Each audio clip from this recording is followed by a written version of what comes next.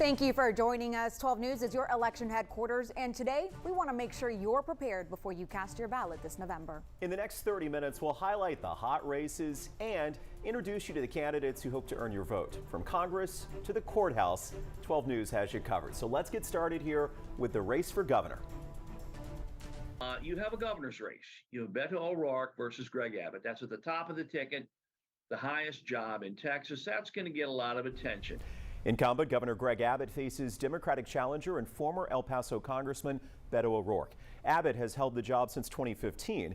O'Rourke spent 6 years in Congress. You may remember he later ran for U.S. Senate and for president. Now, Governor Abbott and O'Rourke went head-to-head in September in their first and only debate. They discussed everything from immigration to gun reform as they shared the stage at UTRGV in Edinburgh. Operation Lone Star and migrant busing turned into a key flashpoint. There will be other cities in the future that also will be on the receiving end of migrants, because we will continue to have to move migrants because Joe Biden continues to allow more illegal immigrants to come into the state of Texas. He promised us that it would deter people from coming to this country. We've only seen more people come. Now they get a bus ride to Chicago or Washington, D.C. or New York. We don't need any more stunts. We need solutions. The governor's office says at least 11,000 migrants have been bused to Democrat-led cities. Marijuana has emerged as another hot topic. President Biden has pardoned all past offenses of small marijuana possession, and now he wants governors to do the same at the state level. Governor Abbott says his stance on the drug remains the same. In a statement, Abbott says, quote, "Texas is not in the habit of taking criminal justice advice from the leader of the Defund the Police party. Texas is one of the country's leaders in incarceration for marijuana possession," end quote. Meanwhile, Beto O'Rourke says if he's elected governor, he would legalize marijuana and expunge the records of those with prior pot convictions. O'Rourke claims legalizing the drug would bring in revenue for the state, create economic opportunity for Texans, and bring criminal justice reform. All Texans, regardless of race, ethnicity, any other difference between us, use marijuana at roughly the same rate, but disproportionately Black and brown Texans are stopped, are frisked, are incarcerated. President Biden's federal pardon impacts about 6,500 people nationwide. And it's not just the race for governor we're watching. Southeast Texans have important decisions to make in local races as well. This September, all of the candidates in Jefferson County were in one place. They shared the stage at a community forum in Beaumont. The goal, to give you a better insight into what you're voting for. As 12 News reporter Cameron Seibert shows us, one of the most closely watched races is for Jefferson County Judge. Operation One Vote put on a one-stop shop for Jefferson County voters. There got to be a lot of questions here tonight. You have all of the candidates here in one place. They got a chance to introduce themselves. My name's Bob Mabry. I learned a lot by management. Degree in finance. And also took questions. The candidates for County Judge were asked about Ford Park. No other facility in the United States like Ford Park makes a profit. Judge Brannick pointed out that facilities like Ford Park rarely make profits and said the focus should be on the baseball fields at Ford Park, which bring in money from all around Texas. So at this point in time, all we can do is hope that we get a better management company in there that will bring venues that will cater to the people of Jefferson County. Democrat Carolyn Guidry says the county is running out of options. It needs to hope for better management. The judge's race is considered one to watch. Brannick has held the position going on 12 years. Never increased the tax rate. We've created more jobs in Jefferson County over the last 12 years than we had at any time in the last 100 years. We've had more industrial infrastructure investment than we've ever had in our history. His challenger is a familiar face. Carolyn Guidry served as county clerk in Jefferson County for 16 years. Kind of like basically been on the sideline, made suggestions. None of my suggestions were ever taken seriously. So I figured that I need to get in the pot in order to stir it. So that's why I'm running for county judge, to have that vote on Commissioner's Court. I believe in grassroots politics. I'm going to reach out and touch as many people as I can. I don't discriminate whether they're Democrat or Republican. I'm asking for their vote. Asking for votes, the theme for the night as we close in on the November election. That's Cameron Seibert reporting. So who will be deciding these Jefferson County races? We crunched some numbers and found a slight increase in the total number of registered voters. Jefferson County saw a 2.1% increase. Orange County saw a 6.1% increase. This is voter registrations from 2018 to 2022. Hardin County saw a whopping 10% increase. Jefferson County's voter registration clerk Alicia Monk told us she's not surprised at all this. We are seeing an uptick in people registering to vote. We do see a lot of college students starting to become more involved on campus and turning in voter registration applications. We've even had some college students come in to become volunteer deputies. So if you want to check your registration status, you'll want to go to the Secretary of State's website. We have a link to that on 12newsnow.com. This November, Jefferson County voters will use new technology to cast their ballots. The county has purchased new voting machines to fast-track the voting process. Jefferson County poll workers are all trained to use that new technology and help voters who may need assistance. They'll be stationed at all of the polling sites. These machines are a result of a new state law. Every county must be using them by 2026. Election officials say the hope is that the new technology will make the voting process faster. Well, it's excellent feedback on this new equipment. The judges are commenting to me how quick the voter is able to go through the process. Voting is a three-step process. You'll take a paper ballot, insert it into that computer. You'll select your voting choices. Once you're done, the computer will give you a printed receipt and you'll submit that into a scanner. And then you're all done. Yeah, they say it's a lot like using an ATM. If you can do that, you should be able to do this. Well, right now we want to take a deeper look at the race for Texas House District 22. On November 8th, Republican Jacorian Randall and Democrat Christian Manuel Hayes will face off. This is a seat that Joe Desatel held for more than 20 years. Of course, he's retiring. And on the Democratic side, this has been a real battle. Remember, there was a runoff between Joseph Trahan and Christian Manuel Hayes earlier this year just to get to this point.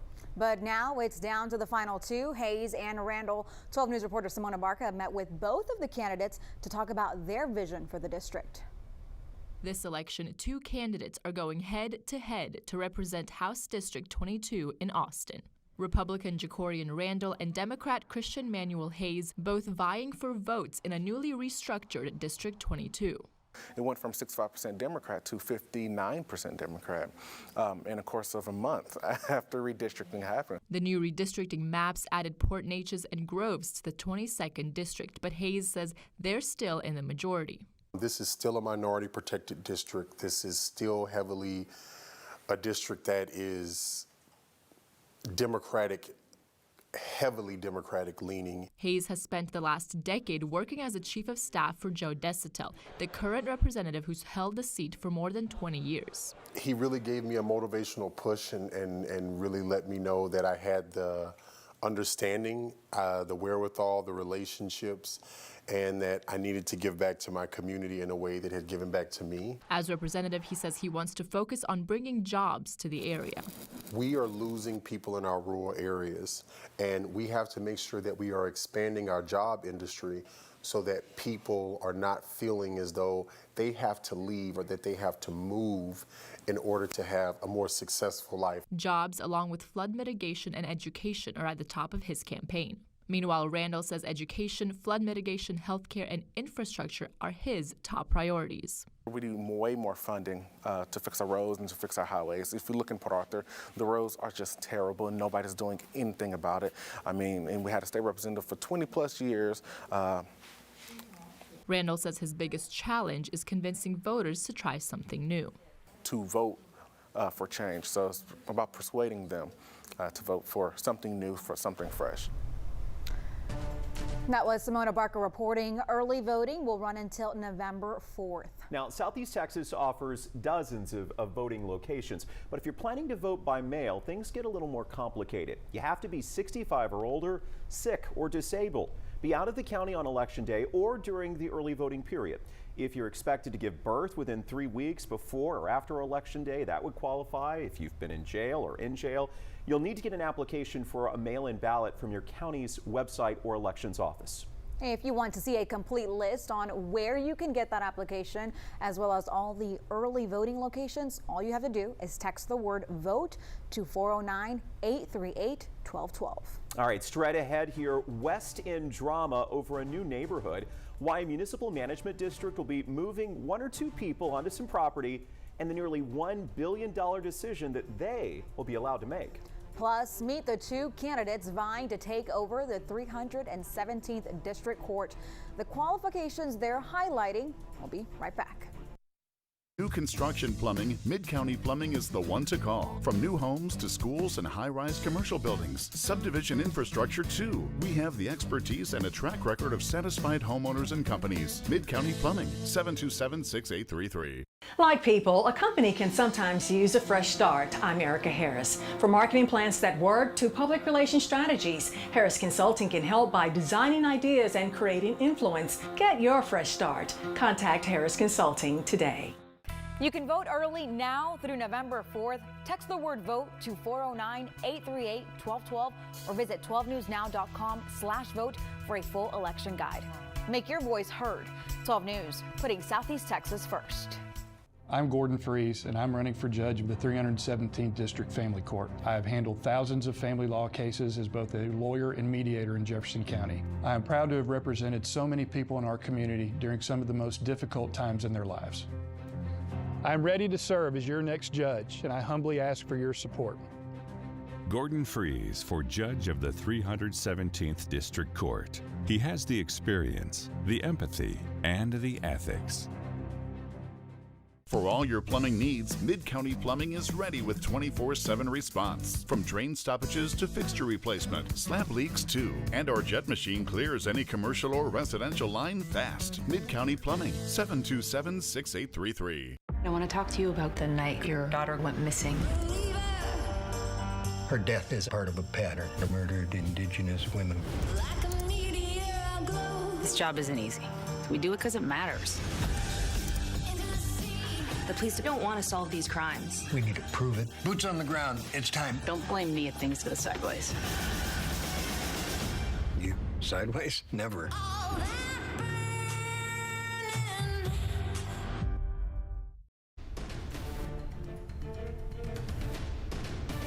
This November, a major neighborhood development is at stake in the heart of Beaumont's West End. It's a bond that's almost certain to pass, but you or I, almost anyone in Beaumont, will not get to vote on this. 12 News reporter Simona Barca took the time to sort through this development debate, and as she found out, it's just a handful of voters who could bring big growth to our area. The first ever municipal management district is coming to Beaumont. The only people that will be allowed to vote on whether or not they should be authorized to issue bonds are the residents that reside within this managed municipal district, of which there will be one. Management districts are used throughout Texas to support existing major activity centers, promote neighborhood revitalization, and support raw land development. What makes them different is how they're financed. The developer will upfront shoulder all of the costs of the infrastructure here, and he will be paid back over time through the issuance of these bonds and the money that they generate to put in this infrastructure improvements. There are 4 different bonds for this 350-acre property: a $300 million, $150 million, $365 million, and $182 million bond, totaling nearly $1 billion. Most management districts already have residents living in them who can vote on bonds. But because this area is raw land, the district's board had to assign people to move onto the property so they could vote in November. Their mission is to live in this trailer for enough time to get this thing legislatively on track and get the issuance of bonds. Developer Sam Yeager tells 12 News, quote, "The city previously passed an ordinance to permit the use of up to 2 mobile homes on the property for the purposes of complying with Texas election laws." The residents haven't moved onto the property yet. They're getting power lines ready so they can move in by the November election. That was our Simona Barca reporting. Getz says construction probably won't get underway until 2024. Okay, so whatever does get built, that will be up to the developer. It's likely going to be a combination of new homes and community amenities, including parks or swimming pools. All right, good stuff. Let's turn now to a hot race in Jefferson County. Tonight, we're profiling the race for the 317th District Court seat. This race deals with family court. Republican Gordon Freese and Democrat Chelsea Ramos are going head-to-head. The seat had belonged to Judge Larry Thorne since 1998. He's been around for a while, but says he's now retiring. This court handles cases ranging from custody battles to criminal cases involving minors. Both of the candidates tell us they are ready to make these crucial decisions. 12 News reporter Gloria Walker sat down with both of them. The race for the 317th District Judge seat is heating up. The judge's seat is in the family court and was previously held by longtime Judge Larry Thorne. Two candidates want the title, saying they have what it takes to get the job done. Bridge City native Chelsea Ramos has done the job before, but not in Jefferson County. Done the position before. For 4 years, I was a family court judge in Harris County. It's a very large county, and we had a massive docket, and I learned how to move those cases and how to do them not only efficiently, but I did them with good results. And I've practiced family law in Jefferson County for the last 15 plus years. I've handled thousands of cases as an attorney and mediator, raised my family here, I've lived here, I practice law here. I feel like I know the people in this county. Both candidates say they understand how important families are and understand that family court plays a very important role in our judicial system. Can't do this without family and faith. I have a large family, thankfully, and my girls are learning about elections. I feel like with that support system, I had the stability and the support with my family to be able to hear these cases. All right, that was our Gloria Walker reporting. Up next, a race to the November finish line in Jefferson County. Why each candidate running for Justice of the Peace Precinct 2 believes they deserve your vote. New construction plumbing, Mid-County Plumbing is the one to call. From new homes to schools and high-rise commercial buildings, subdivision infrastructure too. We have the expertise and a track record of satisfied homeowners and companies. Mid-County Plumbing, 727-6833. Jeff Brannick was a Democrat. Now he's a Republican. Who is he really? Can Jeff Brannick be trusted? He said he would not seek re-election after the switch. Elect Carolyn LeBlanc Guidry for Jefferson County Judge. The choice you can trust. Let's get it done. To the spot welders and forklift drivers, to the pipeline technicians and plant operators, to the chemists, custodians, and contractors, and the engineers, pilots, and wellhead pumpers, to the people working day after day keeping our Power City rolling. 12 News is telling your stories. U.S. oil prices jumped above $90 a barrel. When industry news breaks, we're on the front lines, digging into the issue. The people here in Port Arthur certainly feel the negative impacts of pollution. Filtering out rumors and giving you the facts, direct from inside sources. He's breaking down how a biorefinery works. Taking on the story from all sides and all angles with award-winning coverage. Reaction from workers, union reps, and the company. Southeast Texas is a power city, and we're bringing the power to you. 12 News, putting Southeast Texas first. Tired of your hard-earned tax dollars going down the toilet? Ford Park is a big problem the incumbent candidate has failed to fix. It's time for a real solution. Elect Carolyn LeBlanc Guidry for Jefferson County Judge, and let's get it done. For all your plumbing needs, Mid-County Plumbing is ready with 24/7 response. From drain stoppages to fixture replacement, slab leaks too. And our jet machine clears any commercial or residential line fast. Mid-County Plumbing, 727-6833. Hey, there's a full ballot in the race for Jefferson County Justice of the Peace Precinct 2. This is after an unexpected write-in candidate emerged. So a total of 3 facing off here: Joseph Guillory II, Kyron Baker, and Brandon Bartee. Right now, we want to take a moment to get to know all these candidates. 12 News reporter Ebony Coleman shares why each one of them believes they deserve your vote. Voters are ready to cast their ballots in the November 8th election. One of the bigger races for Jefferson County is for the Justice of the Peace Precinct 2. 3 candidates, including Democrat Joseph Guillory, Independent Kyron Baker, and write-in candidate Brandon Bartee, hope to replace current Justice of the Peace Mark Duruin. But it's going to take some swaying for voters. Guillory says if he's elected, he will focus on fair representation and saving taxpayers money. Being accessible and relatable to your constituents, being available when they call, showing up when they need you. Those things are important. And I wanted to be part of it because I am a community activist. I feel that I'm a community leader. I've demonstrated my leadership throughout the years. Baker says her experience studying criminal justice can help her make sound decisions before banging the gavel. I'm educated, I'm qualified. I believe that being the judge requires being a servant. It requires working in the community, being just, being fair. And Brandon Bartee, who unexpectedly came into the race as a write-in candidate, says he wants to be like his father, Port Arthur Mayor Thurman Bartee, and serve the community. Great integrity, bring transparency to the office. It's bringing our community together as one and having an open door policy for the Justice of the Peace Precinct 2. Following in the footsteps of my father and doing things to help. That was our Ebony Coleman reporting. Whoever wins this seat will take on several additional responsibilities. Yeah, this job handles everything from traffic court to misdemeanors, civil cases, and even landlord-tenant disputes. Another important race for the election is county clerk in Jefferson County. The clerk is in charge of all public records. Whoever wins will also play an important role in administering the elections. This is a race everyone's watching. Carolyn Goudry previously served in the role, but now she's running for county judge. Yeah, so for the first time in nearly 2 decades, the seat is up for grabs. 12 News reporter Cameron Seibert helped us preview the issues that both candidates are highlighting.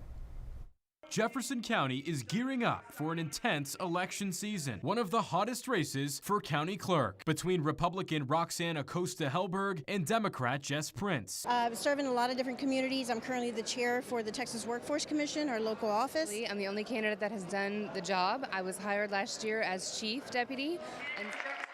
They were asked, if elected, whether they would hire an elections administrator. I do believe that that would be a very good idea for our county. I believe that it would save us a lot of money as well when you look at the budget. Ms. Allison's done a great job with the registrar, keeping it clean, and I would do a great job in managing the elections. So, no. Acosta-Helberg touts a background in administration, previously managing hospitals and her own company. She serves on boards like the Red Cross and is involved at the Beaumont Chamber of Commerce. I've spent time with a lot of individuals throughout the state and have learned that there's new ways to do things, and so I'm going to focus on that. Integrity, make sure everybody's questioning pieces of the election. Did it happen, not happen? I don't ever want that to happen here. Meanwhile, Prince prides herself on community involvement, also serving on a list of boards and volunteering with nonprofits. In 2021, she served as deputy county clerk and feels that experience will carry over nicely. I am really passionate about our community. I'm great at organizing. I've held the job. I did the job well. I have a lot of support, and I'm going to be a great county clerk. That was Cameron Seibert reporting. The race for Jefferson County Clerk is one you'll want to watch. For more details on this race and all the others, all you have to do is text the word VOTE to 409-838-1212. We'll get you all caught up. When we come back, say yes to the bond. Newton School administrators making a big pitch to voters how they want to spend $26 million. New construction plumbing, Mid-County Plumbing is the one to call. From new homes to schools and high-rise commercial buildings, subdivision infrastructure too. We have the expertise and a track record of satisfied homeowners and companies. Mid-County Plumbing, 727-6833. I'm Erica Harris of Harris Consulting. My first client was a major Texas university. They trusted me to manage a serious on-campus situation. From crisis management to marketing that works, you can trust Harris Consulting with your message. I'm Gordon Freese, and I'm running for judge of the 317th District Family Court. I have handled thousands of family law cases as both a lawyer and mediator in Jefferson County. I am proud to have represented so many people in our community during some of the most difficult times in their lives. I'm ready to serve as your next judge, and I humbly ask for your support. Gordon Freese for judge of the 317th District Court. He has the experience, the empathy, and the ethics. They say in Texas, Friday nights mean more. Here in the 409, Friday nights mean everything. This Friday night, put the action first, put the hustle first, put the spirit first. Catch all the big plays from all the big games live from the 409. Ashley Elo, Cameron Seibert. Don't miss the 409 Sports Blitz Friday nights at 10:20 on 12 News, putting Southeast Texas first. Presented by MCT Credit Union. 12 News Plus, now on Roku and Fire TV. Watch live local newscasts, get extended breaking news coverage, and get local programs and specials. The new and improved 12 News Plus, now on Roku and Fire TV. For all your plumbing needs, Mid-County Plumbing is ready with 24/7 response. From drain stoppages to fixture replacement, slab leaks too. And our jet machine clears any commercial or residential line fast. Mid-County Plumbing, 727-6833.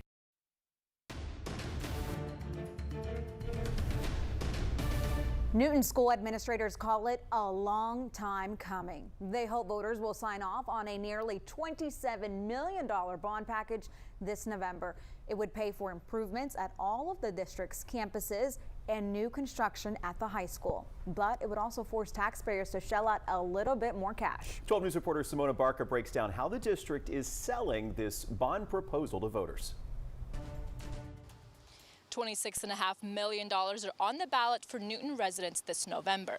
Superintendent Michelle Barrow says they haven't had a bond in 20 years and it's long past time to upgrade their schools. A 20-cent tax increase could fund a new high school building and improvements at all 3 Newton ISD campuses. You can look at it like a McDonald's meal a month. With the proposed bond, a home valued at $100,000 would see an increase of $122 a year or $10 a month. As a parent, my most important thing is I want my kids to learn, but I want them to come home to me at the end of the day, and I want them to have long, fruitful lives long after school. In addition to a new high school building, the bond would increase security measures. Our elementary school already has an enclosed entranceway or foyer for visitors. When they come in, then there's a separate set of doors they have to be entered into later. Our middle school campus needs something like that as well. They do not have one. And then the high school campus, that would be included in the new part of the building.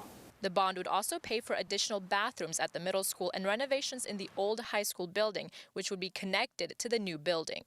Our air conditioners, a lot of them are like 20, 25 years old. Constantly working on air conditioners, constantly spending money on something that if you had something new, it wouldn't take near the maintenance and cost the money that it's doing right now. Emily Gerngross and Bill Simmons are part of a committee that toured the schools and saw the need for renovations. This group has taken it upon themselves to advocate for the bond. That is Simona Barca reporting from Newton, and that is going to do it for us. We thank you for tuning in to our 12 News Election Special. Election Day is November 8th, and remember, your vote matters. Make sure to tune in to 12 News on Election Day. We'll have extensive coverage on air and online. Thank you so much.